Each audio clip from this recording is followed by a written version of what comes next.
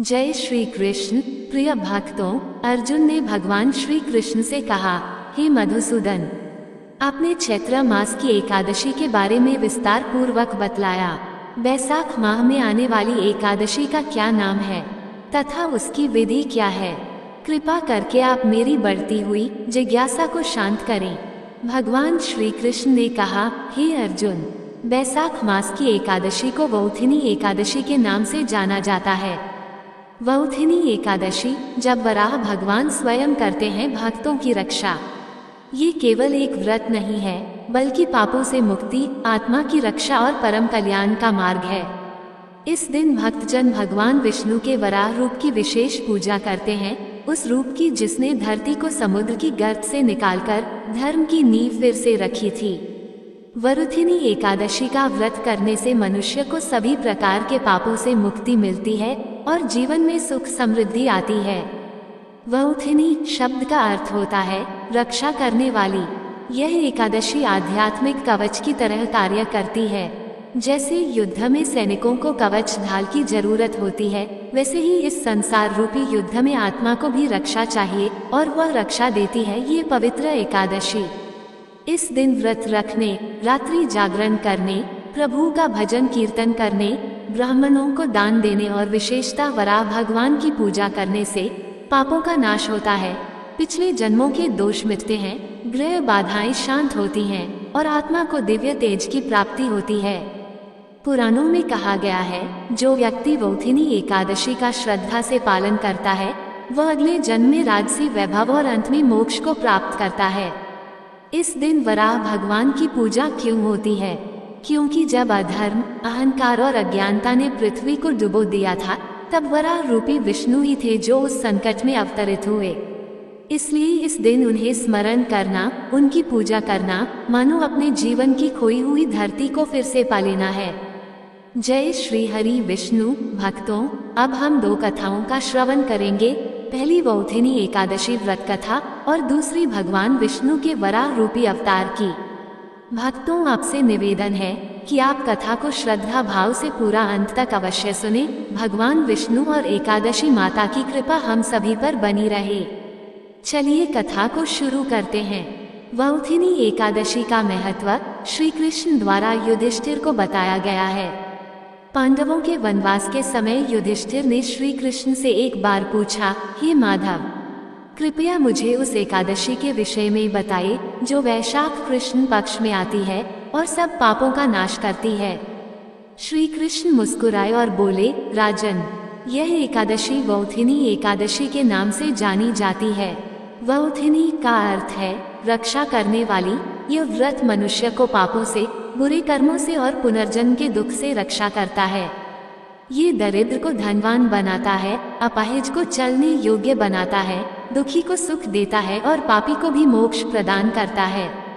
श्री कृष्ण ने युधिष्ठिर को एक कथा सुनाई। बहुत प्राचीन काल की बात है। जब सत्य, धर्म और तपस्या ही जीवन के आधार थे, तब इक्ष्वाकु वंश में एक महान राजा माधाता का जन्म हुआ। राजा माधाता कोई साधारण शासक नहीं थे। वे परम धर्मात्मा, न्यायप्रिय और त्यागी थे। उनका राज्य धन धान्य से परिपूर्ण था, प्रजा सुखी थी और देवता तक उनकी प्रशंसा करते थे। परंतु जैसे जैसे समय बीता, राजा माधाता के मन में एक प्रश्न बार बार उठने लगा, क्या यही सब कुछ है? क्या राज्य, वैभव, कीर्ति ही जीवन का लक्ष्य है? क्या मुझे मोक्ष की ओर नहीं बढ़ना चाहिए? इस विचार ने उन्हें भीतर से झकझोर दिया। उन्होंने राज्य त्यागने का निश्चय किया और राजसिंहासन अपने पुत्र को सौंपकर वनगमन कर लिया। राजा नर्मदा नदी के तट पर पहुँचे, वह स्थान जहाँ ऋषि मुनि भी ध्यान करते थे। वहाँ का वातावरण अत्यंत पवित्र था। वृक्षों की छाया, मंद पवन, बहती हुई नर्मदा की धारा और दूर कहीं मंदिरों में गूंजता शंख, सब कुछ एक तपस्वी को आमंत्रण दे रहा था।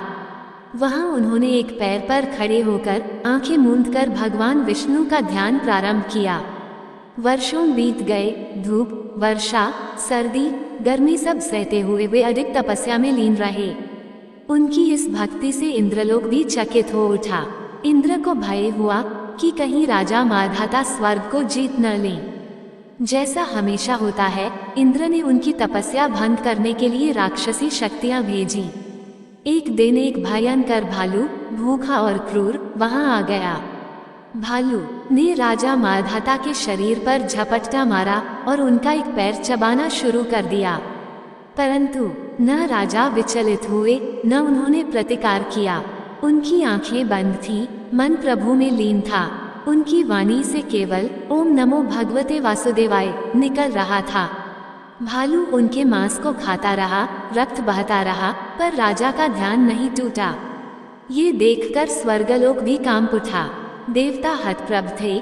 कौन है ये भक्त जो इतना सहन कर रहा है, फिर भी प्रभु नाम से डिग नहीं रहा। तभी साक्षात भगवान विष्णु वराह रूप में प्रकट हुए। शरीर विशाल, मुख में दांतेदार रूप, पर नेत्रों में करुणा। उन्होंने आते ही भालू का वध किया और राजा के शरीर को अपने कमल स्पर्श से पुनः पूर्ण कर दिया। भगवान वराह बोले, हे धर्मात्मा माधाता, तुमने जो एकनिष्ठ भक्ति की, जो पीड़ा सहकर भी मेरा नाम नहीं छोड़ा, उससे मैं अति प्रसन्न हूँ। आज तुम्हारा शरीर नहीं, आत्मा अमर हो गई है। राजा ने आंसू भरी आंखों से भगवान को प्रणाम किया और पूछा, प्रभु, क्या ये केवल मेरी तपस्या का फल था या कुछ और? भगवान मुस्कुराए और बोले, हे राजन, तुम्हारी आत्मा पूर्व जन्म में भी पुण्यशाली थी। तुमने पूर्व जन्म में वौथिनी एकादशी का व्रत श्रद्धा से किया था और उसी व्रत का ये फल है कि आज भी संकट में मैं स्वयं रक्षा करने आया। यह एकादशी स्वयं एक दिव्य कवच है जो भक्त की रक्षा करती है। जो इसे करता है उसका कोई बाल भी बांका नहीं कर सकता। भगवान विष्णु ने आगे एकादशी की महिमा बताया। जो वौथिनी एकादशी का व्रत करता है वह अनेक जन्मों के पापों से मुक्त हो जाता है। उसे राजसुख प्राप्त होता है, शरीर स्वस्थ, चित्त प्रसन्न और आत्मा तेजस्वी हो जाती है। राजा माधाता ने भगवान का स्तुति की और उस स्थल को ही अपनी तपोभूमि बना लिया। वहां वर्षों बाद वे प्रभु के चरणों में विलीन हो गए। वह शक्ति अब भी जीवित है। आज भी नर्मदा तट के कई स्थानों पर यह कथा लोक में जीवित है। संत कहते हैं, जिसने इस एकादशी को सच्चे मन से किया, उसे कोई न आपदा छू सकती है, न पाप, न रोग, न दुर्भाग्य। उसकी रक्षा स्वयं वराह रूपी विष्णु करते हैं। वौथिनी एकादशी केवल एक व्रत नहीं है, यह एक संरक्षक शक्ति है। जब भक्त जीवन की कठिनाइयों में एक पैर पर खड़ा होकर भी प्रभु का नाम लेता है, तब प्रभु भी वराह रूप में आकर उसकी रक्षा करते हैं। यह एकादशी हमें सिखाती है, भक्ति में स्थिरता, तप में धैर्य और प्रभु में अखंड विश्वास ही मोक्ष की राह है। भक्तों, अब हम सुनेंगे भगवान वराह की विशेष पौराणिक कथा। भगवान विष्णु का वराह अवतार जब पृथ्वी की पुकार पर प्रकट हुआ दिव्य रूप। भक्तों, क्या आपने कभी सोचा है कि जब पूरी पृथ्वी डूब रही थी तब कौन आया था उसे बचाने? जब अंधकार ने सब कुछ निगल लिया था तब किसने प्रकाश बनकर जगत को उबारा? वह कोई और नहीं, भगवान श्रीहरि विष्णु थे, वराह अवतार के रूप में। और ठीक उसी दिव्य स्मृति को जागृत करता है वौथिनी एकादशी। जब जब पृथ्वी पर अधर्म बढ़ता है, तब तब भगवान विष्णु किसी न किसी रूप में प्रकट होकर धर्म की स्थापना करते हैं। त्रेतायुग से भी पहले सत्ययुग के प्रारंभ में ऐसा ही एक अद्भुत और चमत्कारी अवतार हुआ, जिसे हम जानते हैं वराह अवतार के नाम से। बहुत समय पहले की बात है। ब्रह्मा जी की तपस्या से एक असुर उत्पन्न हुआ, नाम था हिरण्याक्ष। वह बल, तेज और घमंड से भरा हुआ था। उसने लंबी तपस्या कर अमृतत्व के समान वर प्राप्त किए। फिर उसने तीनों लोकों में आतंक फैलाना शुरू कर दिया। उसने देवताओं को पराजित किया, ऋषियों की यज्ञ विधि में विघ्न डाला और यहाँ तक कि उसने पृथ्वी माता भूमि देवी को अपने बल से उठाकर समुद्र के गर्भ में छिपा दिया, पाताल लोक के नीचे गहरे अंधकार में। सभी देवता भयभीत हो गए। वे ब्रह्मा जी के पास पहुँचे और विनती की, पृथ्वी गायब हो गई है, प्रभु, जीवों का पालन कैसे होगा? कृपया भगवान विष्णु से सहायता कीजिए। ब्रह्मा जी ने ध्यान लगाया। तभी उनके नासिका छिद्र नाक से एक बूंद गिरी और वह बूंद देखते ही देखते एक सुआ के बच्चे का रूप लेने लगी। देखते ही देखते वह शिशु वराह बड़ा होता गया, विशाल होता गया पर्वत जैसा रूप धारण कर लिया और उसी क्षण ब्रह्मा जी को बोध हुआ, यह कोई साधारण रूप नहीं, स्वयं भगवान विष्णु का वराह अवतार है। भगवान ने वराह का रूप इसलिए धारण किया क्योंकि समुद्र के गर्भ में प्रवेश करने का कार्य सहज रूप से कोई नहीं कर सकता था। वराह अर्थात जंगली सुअर ऐसा प्राणी है जो जमीन खोद सकता है, गहराई में जा सकता है। उनका शरीर पर्वत के समान था, आंखें अग्नि के समान लाल, नथुने वायु की तरह चलते थे और उनकी गर्जना से दिशाएं कांप उठी। देवताओं ने जय घोष किया, जय वराह, जय श्रीहरि, जय पृथ्वी रक्षक। भगवान वराह तेजी से समुद्र में उतरे जैसे कोई वज्र पर्वत को चीरकर नीचे जा रहा हो।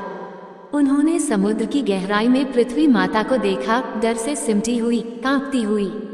भगवान ने उन्हें अपनी दंतों कांधों पर उठाया। जैसे कोई माँ अपने शिशु को गोद में लेती है, वैसे ही उन्होंने पृथ्वी को उठाया और कहा, डरो मत पुत्री, मैं तुम्हें तुम्हारे स्थान पर पुनः स्थापित करूंगा। परंतु उसी समय हिरण्याक्ष प्रकट हुआ। वह क्रोध से जलता हुआ गरजा, कौन है ये पशु वेशधारी? समुद्र मेरी संपत्ति है, पृथ्वी मेरी है। भगवान मुस्कुराए। उन्होंने पृथ्वी को पहले सुरक्षित स्थान पर रखा और फिर आरंभ हुआ एक भयंकर युद्ध। वह युद्ध हजारों वर्षों तक चला। हिरण्याक्ष के अस्त्र शस्त्र, मायावी शक्तियां, आकाश और पाताल से आक्रमण, कुछ भी भगवान वराह के आगे टिक नहीं पाया। अंत में भगवान ने अपने खुर और दांतों से हिरण्याक्ष को धरती पर पटक दिया और अपने सुदर्शन चक्र से उसका वध कर दिया। भगवान वराह ने फिर से पृथ्वी को उठाया और उसे अपने शुद्ध दांतों पर रखकर बाहर लाए। उन्होंने उसे ब्रह्मांड के बीच में स्थिर किया, चारों दिशाओं में समान रूप से रखकर धराधार किया।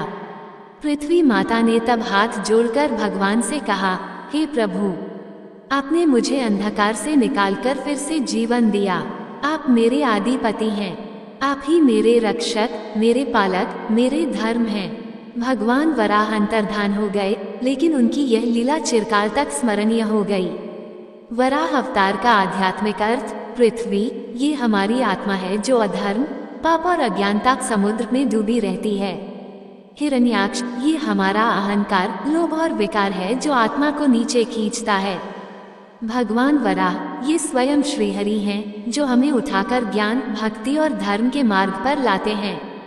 यह व्रत बहुत ही पुण्यम है। बोलिए श्री लक्ष्मी नारायण भगवान की जय, श्री तुलसी माता की जय, शालिग्राम भगवान की जय। भक्तों, आइए अब आप सभी की मनोकामना को पूर्ण करने वाली कथा को भी सुनते हैं। एक बार देवर्ष नारद जी वैकुंठ लोक को गए। वहां उन्होंने भगवान श्री लक्ष्मी जी को प्रणाम किया। फिर नारद जी ने श्री हरि से कहा, प्रभु, अब धरती पर आपका प्रभाव कम हो रहा है। धर्म पर चलने वालों को कोई अच्छा फल नहीं मिल रहा। जो पाप कर रहे हैं उनका भला हो रहा है। तब श्री हरि कहने लगे, ऐसा नहीं है देवर्षि, जो भी हो रहा है सब नियति के कारण हो रहा है। श्री हरि की बात सुनकर नारद जी बोले, प्रभु, मैं तो देखकर आ रहा हूँ कि पापियों को तो अच्छा फल मिल रहा है, लेकिन भला करने वाले और धर्म के रास्ते पर चलने वाले लोगों को बुरा फल मिल रहा है। उन्हें दुख भोगने पड़ रहे हैं। भगवान ने कहा, देवर्षि, कोई ऐसी घटना बताओ जिससे तुम्हें ये लग रहा हो। नारद जी कहने लगे, प्रभु, अभी अभी मैं एक जंगल से आ रहा हूँ। वहाँ पर एक गाय दलदल में फंसी हुई थी। कोई भी उसे बचाने वाला नहीं था। थोड़ी ही देर के बाद मैंने देखा कि एक चोर उधर से गुजरा। दलदल में फंसी हुई गाय को देखकर वह रुका तक नहीं, बल्कि उस गाय पर पैर रखकर वह दलदल से भरा हुआ गड्ढा लांघकर आगे निकल गया। आगे गया तो उस चोर को सोने की मोहरों से भरी एक थैली मिली। थोड़ी ही देर बाद वहां पर एक साधु महाराज आए। उन्होंने उस गाय को दलदल में फंसा देखा तो गाय को बाहर निकालने की पूरी कोशिश की और पूरी ताकत लगाकर आखिरकार उस गाय को निकाल लिया। गाय को बाहर निकालने के प्रयास में वह साधु महाराज खुद दलदल से लथपथ हो गए थे। जब वह साधु महाराज आगे बढ़े तो एक गड्ढे में गिर गए और उन्हें चोट लग गई। प्रभु, अब आप ही बताइए, ये कौन सा न्याय है? नारद जी की पूरी बात सुन लेने के बाद श्री हरि बोले, देवर्षि, यह सही ही हुआ। जो चोर गाय पर पैर रखकर भाग गया था, उसकी किस्मत में तो एक खजाना था, लेकिन उसके इस पाप के कारण उसे केवल कुछ मोहर ही मिल पाई। वहीं उन साधु महाराज को गड्ढे में इसलिए गिरना पड़ा क्योंकि उनके भाग्य में उस समय मृत्यु लिखी हुई थी। लेकिन एक गाय को बचाने के कारण और उस दलदल से बाहर निकालने के कारण उनके पुण्य बहुत अधिक बढ़ गए और उनकी मृत्यु बस एक छोटी सी चोट में बदल गई। इंसान के कर्म से ही उसका भाग तय होता है। देवर्षि, इसलिए अच्छे कर्म करना कभी भी नहीं छोड़ना चाहिए।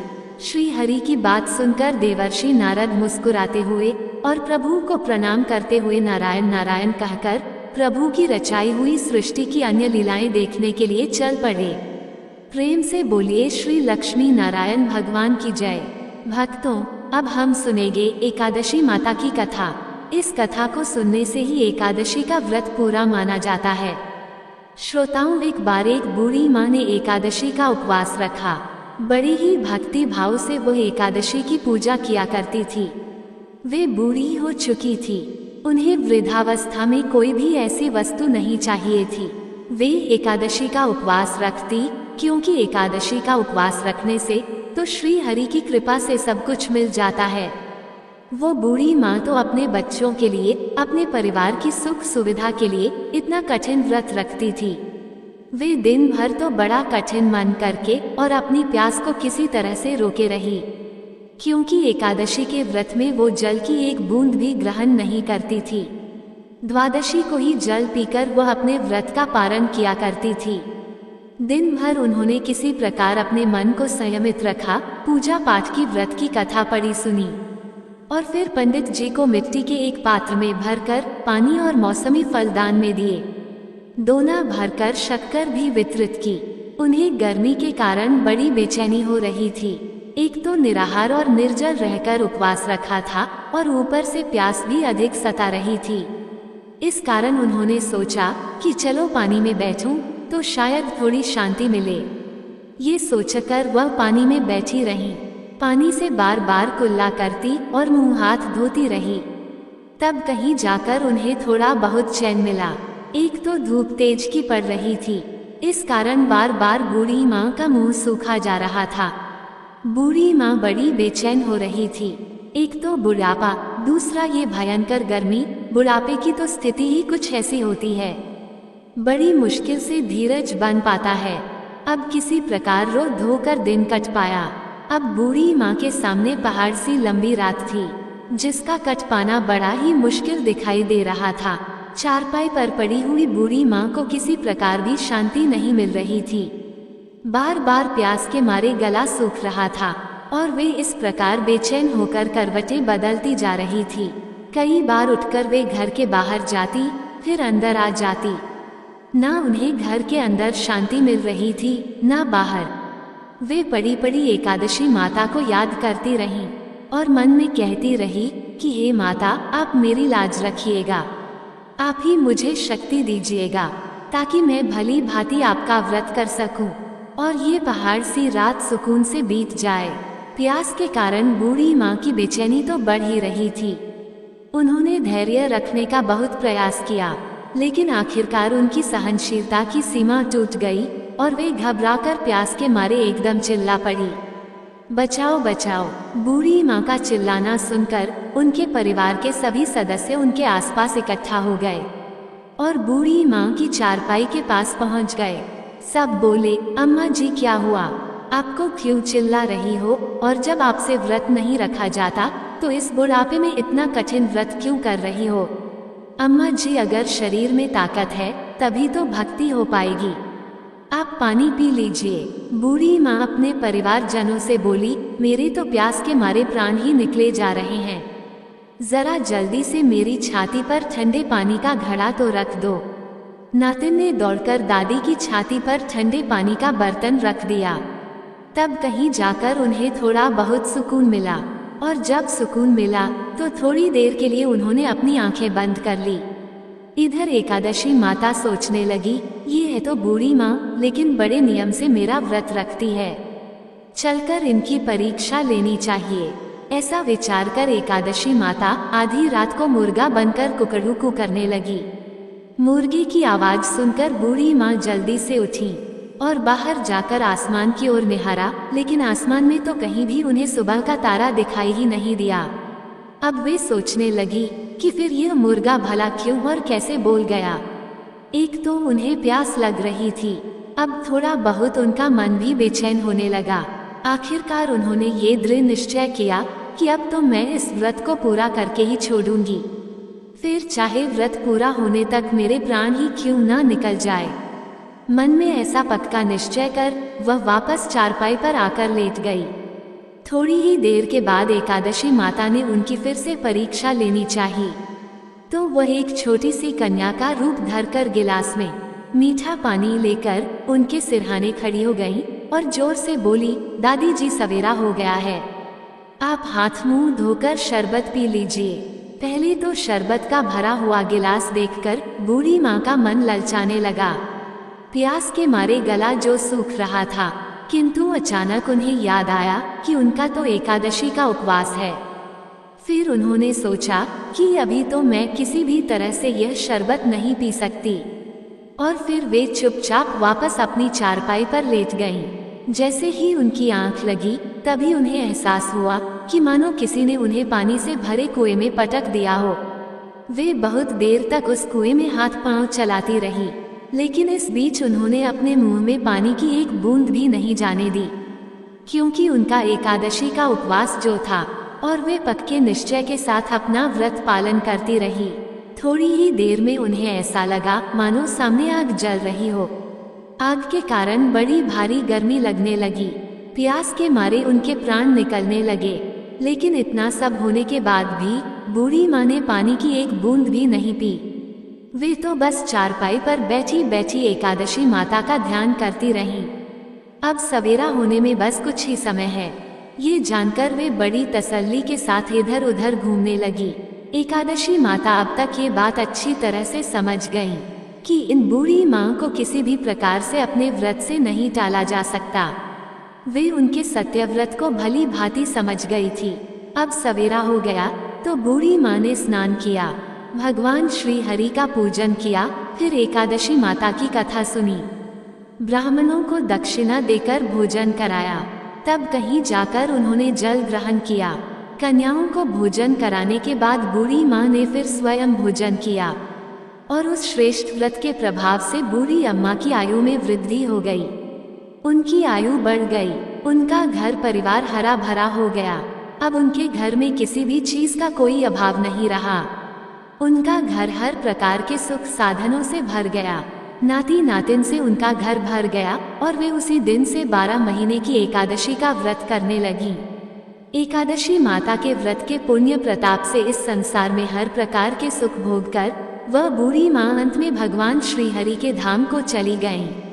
जैसे एकादशी माता ने उन बूढ़ी माँ को और उनके परिवार को हरा भरा किया, वैसे ही हे एकादशी माता हम सभी की मनोकामनाएं पूर्ण कीजिएगा।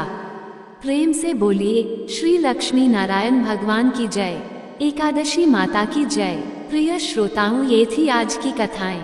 उम्मीद है आपको पसंद आई होंगी। पूजा विधि: सुबह जल्दी उठकर स्नान आदि से निवृत्त हो जाएं। घर के मंदिर में दीप प्रज्वलित करें। भगवान विष्णु का गंगा जल से अभिषेक करें।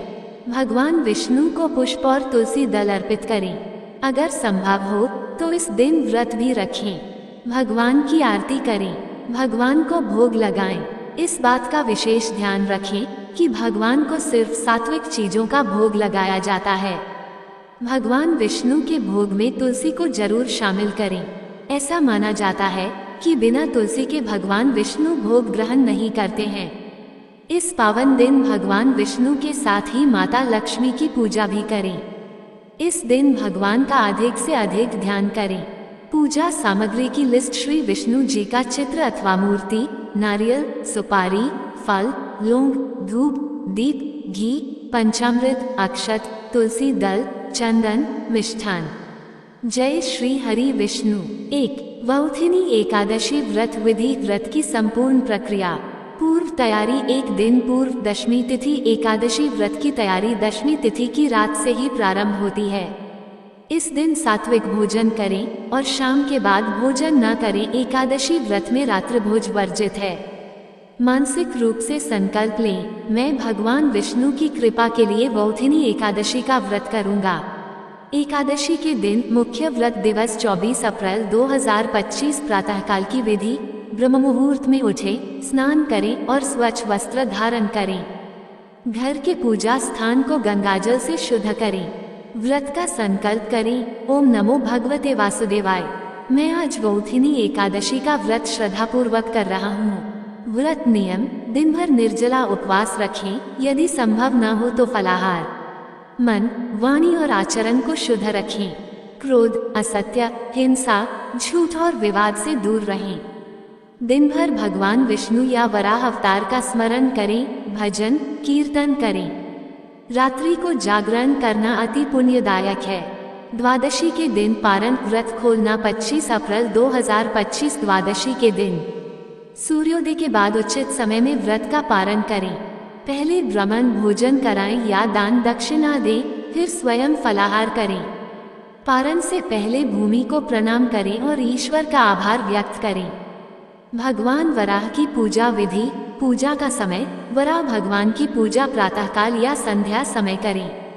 पूजन सामग्री: पीला या लाल वस्त्र बिछाकर चित्र या मूर्ति स्थापित करें। अक्षत, फूल, तुलसी दल, धूप, दीप, नैवेद्य, पंचामृत, चंदन, नारियल इत्यादि रखें। पूजा विधि: हाथ जोड़कर वराह भगवान का ध्यान करें, ओम वराहाय नमः। हे पृथ्वी उद्धारक प्रभु, मेरी रक्षा करें। गंगाजल से मूर्ति या चित्र का संकल्प पूर्वक अभिषेक करें। पुष्प अर्पण करें, चंदन लगाएं, धूप दीप दिखाएं। पंचामृत से स्नान कराकर जल से शुद्ध करें। तुलसी दल और नैवेद्य अर्पण करें। अंत में वराह स्तोत्र, विष्णु सहस्रनाम या ओम नमो भगवते वासुदेवाय मंत्र का जप करें। आरती करें और क्षमा याचना करें।